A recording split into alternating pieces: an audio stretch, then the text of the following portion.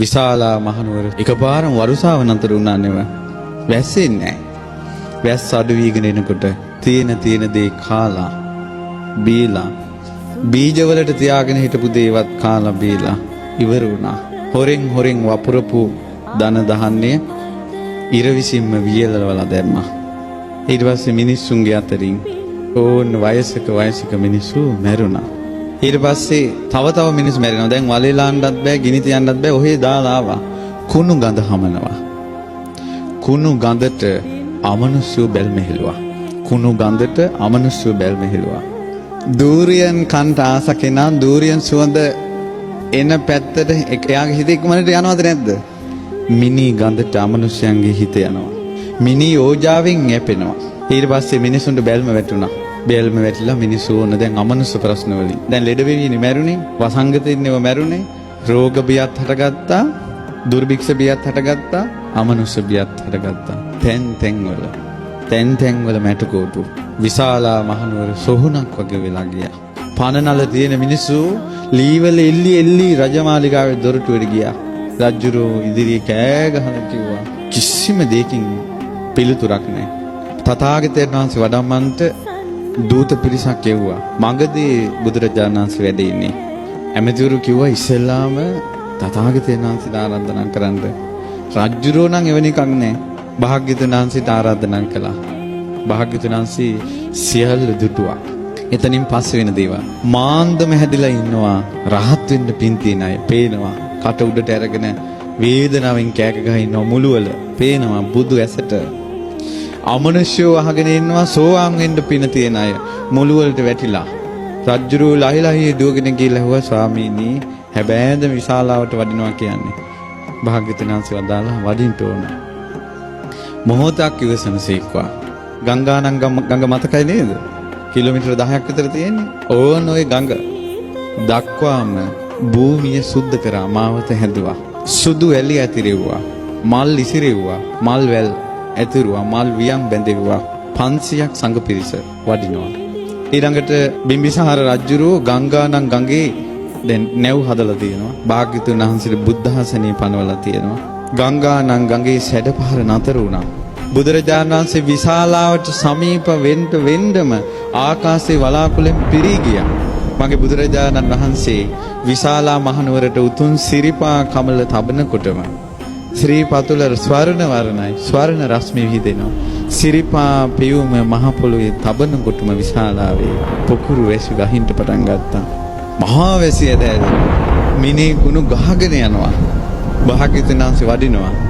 මුළු විශාලා මහනුවරම අමනුෂ්‍යෝ බුදු සිරිපා තිබූ සැනින් පලා ගියා මිනිසු දාලා. දවස් 3ක් ගංගානම් ගඟේ ඉඳලා මාලිගාවට වඩිනවා. ඒ දවස් 3 වැහැලා මුළු විශාලාවම සුද්ධ වෙලා. රාජ මාලිගාවේ හවස් යාමේ පහන් දැල්වලා බුදුරජාණන් වහන්සේ දකින්ට සහම්පති බ්‍රහ්මයා වැඩලා. සක්‍ර දේවේන්ද්‍රයා 120 රියන් ජයතුරා සංකනාදී පිඹිනවා. සතරවරන් දෙවියෝ අරන් ගන්නවා. ඉන්ද්‍ර සෝමහරදී දෙවිවරු වෙනවා. බලවත් දෙවිවරු පැමිණෙනවා කියලා යමක් ඇද්ද? නීච තුච්ච භූතයෝ විශාලා මහනුවරින් ඈතට ගියා. තවම රතන සූත්‍රය දේශනා කරලද? බුදුරජාණන් වහන්සේගේ උතුම් පාත්‍ර ධාතුට පිරිසුදු පැන් ඇතිව අපේ ආනන්ද ස්වාමීන් වහන්සේ වැඩ ඉන්නවා. භාග්‍යවතුන් වහන්සේ දේශනා කළ යානීද භූතාන් ශ්‍රී සද්ධර්මයේ වදාළා. බුදුරජාණන් වහන්සේ වදාලා යානීද භූතානි සමාගතානි බුම්මා නිවායා නිවාන් තලිකේ. යානීද භූතානි යං භූතයෝ සමාගතානි රැස් වෙලා ඉන්නවනේව. බුදුරජාණන් වහන්සේ වදාලා පොළොවේ තහසේ දෙවිවරු රැස් වෙලානේ. බුදුරජාණන් වහන්සේ වදාලා සබ්බේව භූතා සුමනා භවන්තු. මේ සියලුම භූතයෝ මේ දෙවිවරු සුමනා සුවපත් වේවා. සුවපත් සිත් ඇත්තෝ විත්වා. තුන් ලෝකීටම පතුරන මහා මෛත්‍රී නිධානයේ ඇති තථාගතයන් වහන්සේ ඉස්සලාම මෛත්‍රිය පැතුරුවා. අර ආකාශයේ පොළොවේ ඉන්න දෙවිවරුන්ගේ ශරීර සීතල වෙලා ගියා. ඒ වචනේ ඇහෙනකොට අතෝපි සක්කංච සුනන්තු භාසිතං මම දැන් යමක් දේශනා කරනවා. හොඳට අහන්න. තස්මායි භූතා නිසාමේත සබ්බේ මෙත්තං කරෝත මානුෂයා පජාය. ඇයි මේ මිනිසුන්ට මෛත්‍රිය කරන්නේ නැත්තේ? මෙසිත වඩන මිනිසුන්ට බුදුරජාණන් වහන්සේ සුවපත් වේවා කිව්ව සැනෙන් ශරීර සීතල වෙලා ගිය අයට කිව්ව ඇයි මෛත්‍රිය වඩන්නේ නැත්තේ? දිවාච රත්තෝච හරන්ති බලින් මිනිසු පහන් තියතියා ශීර හදා මල් පූජා කර කර දුන් දිදී දෙවියන්ට පූජාවල් කරනවා පින් දෙනවා. ඇයි මේ මිනිසුන්ට මෛත්‍රිය කරන්නේ නැත්තේ? දැන් දෙවියන්ට කිව්වා අඩුම තරමේ මේ විශාලාවේ ප්‍රශ්නේදී දෙවියන්ට මෛත්‍රියෙන් උදව් කරන්න තිබ්බා කියලා. දැන් දෙවිවරු කොහොම ඔයාලගේ වචනෙන් කිව්වොත් තක්කු මුක්කු වෙලා. බුදුරජාණන් වහන්සේ වදාලා යං කිංචි විත්තං ඉදවා හුරංවා. මේ තමයි ලෝකේ උතුම්ම සත්‍යක්‍රියාව. යම් කිසි ධනයක් තියෙනවා නම් වස්තුවක් තියෙනවා නම් මෙහි හෝ පරලොව සග්ගේ ස්වායන් රතනම් පනීතං මෙහි හෝ පරලොව හෝ යම් වස්තුවක් තියෙනවා නම් දෙව්ලොව උතුම් මණිකක් තියෙනවා නම් නනෝ සමන් අත්ති තථාගතේන බුදු කෙනෙකුට සමාන නෑ. සමාන නෑමයි. මේක සත්‍යයක්. සියලු දෙනා සුවපත් වේවා. අහසේ විදුලි කොටන්න ගත්තා. මේ මහ පොළොව සැලී යන්න ගත්තා. මේ වියලී ගිය ගස්වල පත්තර හැදෙන්න ගත්තා. මල් පිපෙන්න ගත්තා. එක වචනයයි වදාළේ බුදු කෙනෙකුට සමාන රත්නයක් මාණික්කයක් තුන් ලෝකෙම නැහැ. සැබෑ බසින් මෙම සිත සැලසේවා. කයං විරාගං අමතං පනීතං. කයං රාගේ ශේකලා දාන, ද්වේෂේ ශේකලා දාන, මෝහේ ශේකලා දාන, විරාගය ඇති කරන අමා මහ නිවන දේශනා කරන ශාක්‍ය මුනීන්ද්‍රයන් වහන්සේ සමාහිත හිතින් ඒ ධර්මයේ දේශනා කළා. ඒ ධර්මයේ කෙලෙස් සංසිඳවනවා, නොයල්ම ඇති කරනවා, කෙලෙස් උපදවන්නේ නැහැ. නතේන ධම්මේන සමන්ති කිංචි. ඒ ධර්මයට සමාන කරන්න දෙයක් නැහැ. යම් බුද්ධ සෙට්ටෝ පරිවන්නේ සුචින් සමාධිමානන්තරි කඤ්ඤමාහෝ. සමාධියක් තියෙනවා. ඒ සමාධිය උපද්දවනවා පින්වන්තයෝ. ඒ සමාධියේ ඵලය අරහත් ඵලය. ඒ සමාධිය පැද්දුවොත් අනිත්‍ය දුක්ඛ අනාත්ම විදිහට මේ ලෝකේ දැක ත්‍රිලක්ෂණය මනසින් දැක මේ සසර කෙරෙහි විරාගී නොයල්මින් යුතු සමාධියක් උපදිනවා. අරහත් ඵල සමාධිය. ඒ සමාධියට සමාන කිසිම සමාධියක් ලෝකේ නැහැ. ඒ සමාධිය උපද්දන්නේ බුදු කෙනෙකුගේ ධර්මයෙන්. සමාන දෙයක් ලෝකේ නැහැ. මේක ධර්මයේ තියෙන වටිනාකමක් සත්‍යයි. මේ ධර්මයේ මේ බණ පද වලින් පැතුරන රශ්මිය ආනුභාවයේ දසදහසක් ලෝක ධාතු වල පැතිරලා ගියා. අදත් මම මේ බණ පදේ කියනකොට ඒකයි මේ ඇඟට දැනෙන්නේ. සත්‍යයි. සැබෑ බසින් මෙම සිත සැලසේවා. බුදුරජාණන් දැක්ක ආනුභාවයේ පැතිරිලා යනවා.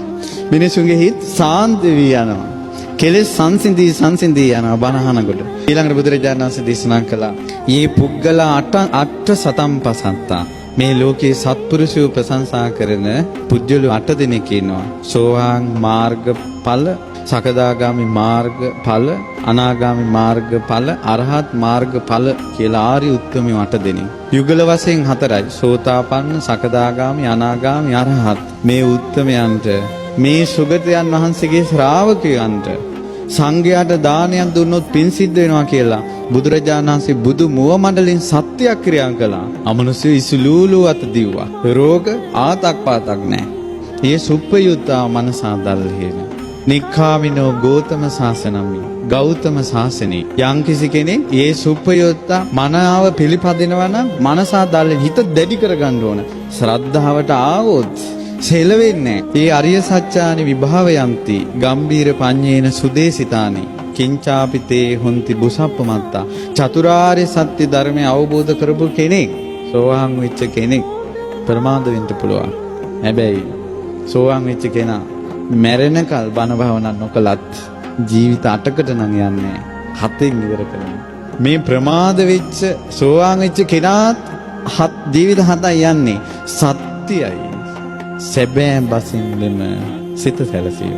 ඊට පස්සේ චතුහ පාහිච විප්පමුත්තෝ. සතර අපාය වැටෙන්නේ නැහැ කවදාවත්. ඔච්චර දීර්ඝායස තියෙන නිරේවල් වල වැටෙන්නේ නැහැ. ඊළඟට චචාපි ඨානානි අබබ්බෝ කාතුම්. පව් 6ක් කෙරෙන්නෙම නැහැ. මව් මැරීම, පියා මැරීම, බුදුන්ගෙන් ලේසෙලවීම, බෝධියක් නපුරු හිතකින් අත්තක් කැඩෙන්නේ නැහැ. අතින් සෝවන් වෙච්ච කෙනාගේ. සෑයක වැලි කැටයක් නපුරු සිතෙන් ගැඩොලක් ගැලවෙන්නේ නැහැ සෝතාපන්න කෙනාගේ අතින්. මේක තමයි සංඝයාගේ තියෙන වටිනාකම. මේක කළා මේ සංඝ පෙරේත සුගත ශ්‍රාවකයන් වහන්සේලා. සාරිපුත්ත මහ රහතන් වහන්සේ ගැන කියන්නේ මොගලන් මහ රහතන් වහන්සේ ගැන, මගපල්ලාවින් ගැන. සත්‍යයි. සැබෑ බසින් මෙම සිත සැලසේවා. ඊළඟට බුදුරජාණන් වහන්සේ දේශනා කළා යම් පව්කමක් කෙරුණොත් හංගගෙන ඉන්නේ කිංචාපි සෝකම්මං කරෝති පාපකා කායේන වාචාය මනසා කයෙන් වචනේ මනස වචනය යන්න පුළුවන් වැරදිලා කතාව පිට ක්‍රියාවෙන් වරද්දක් වෙන්න පුළුවන් හංග ගන්නෑ සෝවාන් කෙනා කියනවමයි වැරද්දක් වුණොත් විවෘත වෙන එක සෝවාන් වෙන්න සුදුසුකම වනප්ප ගුම්බේ යතා පුස්සිතග්ගේ ගිම්හාන මාසයේ පටමස්මින් ගිම්මේ පෙබරවාරි මාර්තු වල ගිම්හානේ පළමු වෙන වසන්ත කාලේ මල් පිපෙනවා දැන් මේ මැයි මල් පිපිලා තියෙන්නේ අස්සන මල් හැම ගහකම මල් පිපෙනවා ඒ විදිහට කියනවා බුදුබණ පද දේශනා කරේ ඇයි දැන් මේ ධර්මයේ දේශනා කරන බුදුරජාණන් වහන්සේ මේ රතන සූත්‍රයේ දේශනා කරනකොට පළවෙනි වතාවේ 84000ක් මාර්ගඵල ලැබුවා. කොච්චර මල් පිපුණාද? දෙවෙනි දවසේ දේශනා කරනකොට 84000ක් මාර්ගඵල ලැබුවා. කොච්චර මල් පිපුණාද? 7 දවසක් දේශනා කළා. බුදු මුව මඩලින් සත්වතාවක් දේශනා කරපු සූත්‍රය රතන සූත්‍රය. 588000ක් මාර්ගඵල ආවේ. ගිම්හානේ පළමු වෙන වසන්ත කාලේ මල් පිපෙනවා වගේ දහම් දෙසුවේ මගේ බුදුරජාණන් වහන්සේ. මගේ බුදුරජාණන් වහන්සේට එහෙම කරන්න පුළුවන්.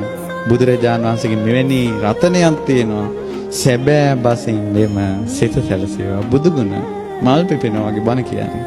වරෝ වරඤ්ඤෝ වරදෝ වරහර උතුම් මුනිදු වරෝ උතුම් වරඤ්ඤෝ උතුම් දේ අවබෝධ කරගත්ත වරදෝ උතුම් දේ දන් දෙන බුදුරජාණන් වහන්සේ අනුත්තර වූ උතුම් ශ්‍රේෂ්ඨ ශ්‍රී සද්ධර්මයේ වදාලා මේ උතුම් ධර්මයක් උතුම් කෙනෙක් උතුම් දේ දෙමින් කියන එක බුදු කෙනෙකුට විතරයි කරන්න පුළුවන්.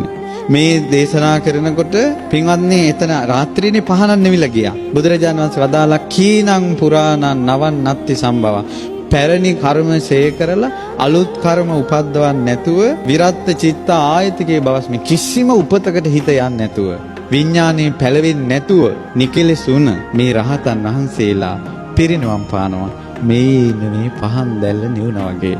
කොහෙද මේ පහන් දැල්ල ගියේ? පහන් දැල්ල ගියේ තැනක් තියෙනවද? තිරත් ඉවරුණාට පස්සේ තෙලුත් ඉවරුණාට පස්සේ පහන් දැල්ල නිවුනා. රහතන් වහන්සේලා පිරිනිවන් පාන්නේ මේ පහන් දැල්ල නිවෙනවා වගේ කිව්වා. සත්‍යයක් සංඝයායක කරනවා. සැබෑ බසින් මෙම සිත සක්‍ර දේවේන්ද්‍රයාගේ මුළු ශරීරයම ප්‍රසාදේ පැතිරිලා ගිහිලා ආකාශයේ ඉන්න බෑ දැන්. සක්‍ර දේවේන්ද්‍රයා ආකාශයෙන් වැඳ වැටුණා බුදුරජාණන් වහන්සේ ළඟ දකුණු ශ්‍රී ධනමණ්ඩල බිම තියලා. සක්‍ර දේවේන්ද්‍රයා ස්වාමීනි භාග්‍යවතුන් වහන්සේ අහසෙත් පොළොවෙත් ඉන්නවා දැන් දෙවිවරු. යානිද භූතානි සමාගතානි බුම්මා නිවා යානිවන්තලි තථාගතං දේව මනුස්සා මේ දෙවියොත් මේ මිනිස්සුත් බුදුරජාණන් වහන්සේට වඳිනවා. බුද්ධ වන්දනාව සත්‍යයි. සැබෑ බසින් මෙම සිත සැලසේවා. සක්‍ර දේවේන්ද්‍රයා ලෝකෙටම සෙත් පැතුවේ බුදුන් ඇඳලා. හැමදාම හැන්දෑවට බුදුන් අඳින්න නැත්තම් කොච්චර දෙයක්ද? බුද්ධ කියන වචනේ ඇහෙන වාරයක් පාසා හිතට වන්දනාවක් එනවා නම් කොච්චර සැනසෙල්ලක්ද? රුවන්වැලි මහා සෑයේ පිණි බුදුගුණ කියන්න නැත්තම් කොයිතරම් වාසනාවක්ද? බුදුරජාණන් වහන්සේගේ ගුණ සිහි කර කර මැරෙන්න නැත්තම් කොච්චර වාසනාවක්ද? අහසෙත් පොළොවේ දෙවිවරු ඉන්නවා. ස්වාමිනී මේ දෙවියොත් මිනිසුත් භාග්‍යවතුන් වහන්සේට වඳිනවා. ශ්‍රී සද්ධර්මයට වඳිනවා. සැබෑ බසින් මෙම සිත සැලසේවා. අහසෙත් පොළොවේ දෙවිවරු ඉන්නවා. මිනිසුත් මේ දෙවියොත් ඔක්කොම සංඝයාට වඳිනවා. සංඝයාට වඳීමේ පින් බලෙන් සත්‍යානුභව බලෙන් ලෝකෙට සෙත් වේවා කියලා සක්‍ර දේවේන්ද්‍රය කියපු ගාථා තුන තමයි අවසානට තියෙන්නේ. හරි පුතුමනි. රතන සූත්‍රයෙන් ආනන්ද ස්වාමීන් වහන්සේ පැංගිස්ස කිසි දුකක් නැහැ. ආයෙත් අර වේලිච්ච ගස් වලින් මේ දවස් 5ට ඔක්කොම මල් හැදිලා ගෙඩි හැදිලා ඉවරයි. මහා පෙරහැර පිට ආපහු වැඩියා භාග්‍යවතුන්. රතන සූත්‍රයේ 7 වතාවක් වදාලා මෙතනින් එහා නෑ දෙයක් පින්වත්නි. ආටානාටි ආරක්ෂාවත් වෙසමුනි දිව්‍ය රාජයාගේ ආඥාවක් බුදුජානසී අනුමත කළා. බුදුරජාණන් වහන්සේ දුන්න ආරක්ෂාව තමයි මේ බුදුරජාණන් වහන්සේගේ හද මණ්ඩලෙන් උපන් ආරක්ෂාව මේ තියෙන්නේ. රතන සූත්‍රයේ